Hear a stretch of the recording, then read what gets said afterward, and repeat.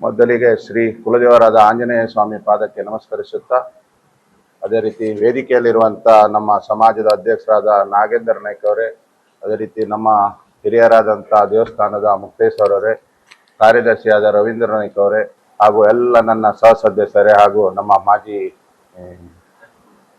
ನಿಕಟಪೂರ್ವ ಅಧ್ಯಕ್ಷರಾದ ಆರ್.ಕೆ. ನಾಯ್ಕ ಅವರೇ, ಹಾಗೂ ನನ್ನೆಲ್ಲ ಪತ್ರಿಕಾ ಮಾಧ್ಯಮ ಮಿತ್ರರೇ, ಇವತ್ತಿನ ಪತ್ರಿಕಾಗೋಷ್ಠಿ ಕರೆದ ಉದ್ದೇಶ ಏನು ಅಂತೇಳಿ ವಿಸ್ತಾರವಾಗಿ ಎಲ್ಲ ಹೇಳಿದ್ದಾರೆ. ಇದೇ ಬರುವ 27/3/2026 ರಾಮನವಮಿ ಉತ್ಸವ ಪ್ರತಿ ವರ್ಷ ನಡೆಯುವಂಥ ಕಾರ್ಯಕ್ರಮ, ಅದು ಈ ವರ್ಷ ಕೂಡ ನಮ್ಮ ದೇವಸ್ಥಾನದಲ್ಲಿ ನಡೀತದೆ. ಅದೇ ರೀತಿ 1/4/2026 ಇದೊಂದು ಹೊಸ ಕಾರ್ಯಕ್ರಮವನ್ನು ಇಟ್ಕೊಂಡಿದ್ದೇವೆ ನಾವು, ಧಾರ್ಮಿಕ ಕಾರ್ಯಕ್ರಮನ, ಸೀತಾರಾಮ್ ಕಲ್ಯಾಣೋತ್ಸವ ಅಂತೇಳಿ.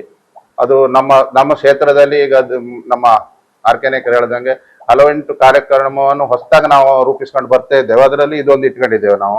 ಅದು ಸಾಯಂಕಾಲ ಸಾಧಾರಣ ಒಂದು 5:05 ಸ್ಟಾರ್ಟ್ ಆಗ್ತದೆ ಆ ಕಾರ್ಯಕ್ರಮ. ಗೋದಾವಳಿ ನಗ್ನದಲ್ಲಿ ಸ್ಟಾರ್ಟ್ ಆಗ್ತದೆ ಆ ಕಾರ್ಯಕ್ರಮ. ಅದು 8:08ವರೆಗೆ ಮುಗೀತದೆ ಆ ಕಾರ್ಯಕ್ರಮ. ಅದು ಮುಗಿದ ನಂತರ ಅನ್ನಪ್ರಸಾದ ಕೂಡ ಉಂಟು ಆ ದಿವಸ. ಅದೇ ರೀತಿ ವರ್ಧಂತಿ ಉತ್ಸವ ಪ್ರತಿ ವರ್ಷ ನಡೆಯುವಂತೆ ಈ ವರ್ಷ 4ನೇ ವರ್ಷದ ವರ್ಧಂತಿ ಉತ್ಸವ ಕೂಡ ನಾವು ಆಚರಿಸ್ತಿದ್ದೇವೆ.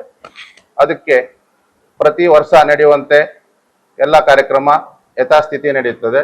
ಆದರೆ ಈ ಸಾರಿ ನಾವು ಸರ್ ಹೇಳ್ದಂಗೆ ಮಾನ್ಯ ಸಚಿವರಿಗೆ ಒಂದು ಸನ್ಮಾನ ಕಾರ್ಯಕ್ರಮ ಇಟ್ಕೊಂಡಿದ್ದೇವೆ. ಅದು ಒಂದು ಎಡಿಷನ್ ಕಾರ್ಯಕ್ರಮ ನಮ್ದು.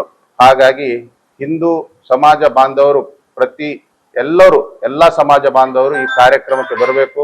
ಅತಿ ಹೆಚ್ಚಿನ ಸಂಖ್ಯೆಯಲ್ಲಿ ಬಂದು, ಇದಕ್ಕೂ ಹಿಂದೂ ಕೂಡ ನಮ್ಗೆ ಎಲ್ಲ ಸಮಾಜದವರು ಸಪೋರ್ಟ್ ಮಾಡಿದ್ದಾರೆ.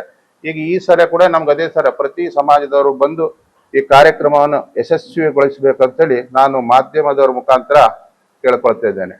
2ನೇ ತಾರೀಕು ಕಾರ್ಯಕ್ರಮದಲ್ಲಿ ನಾವು ರಾತ್ರಿ 8:30 ಗಂಟೆಯಿಂದ 10ರ ತನಕ ಅನ್ನ ಸಂತರ್ಪಣೆ ಮುಗಿದ ನಂತರ ಮನೋರಂಜನೆ ಕಾರ್ಯಕ್ರಮ ಕೂಡ ಇಟ್ಕೊಂಡಿದ್ದೇವೆ. ಆ ದಿವಸ ದೈವ ಸಂಕಲ್ಪ ಅಥವಾ ಮಾಯಾಮೋಹಿನಿ ದೈವಿಕ ನಾಟಕ ಅಂತ ಇಟ್ಕೊಂಡಿದ್ದೇವೆ.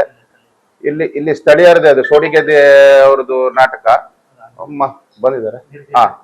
ಇಲ್ಲಿ ಬಂದಿದ್ದಾರಂತವ್ರು ನಿರ್ದೇಶಕ ಭಾಸ್ಕರ್ ನಾಯ್ಕರು ಬಂದಿದ್ದಾರೆ.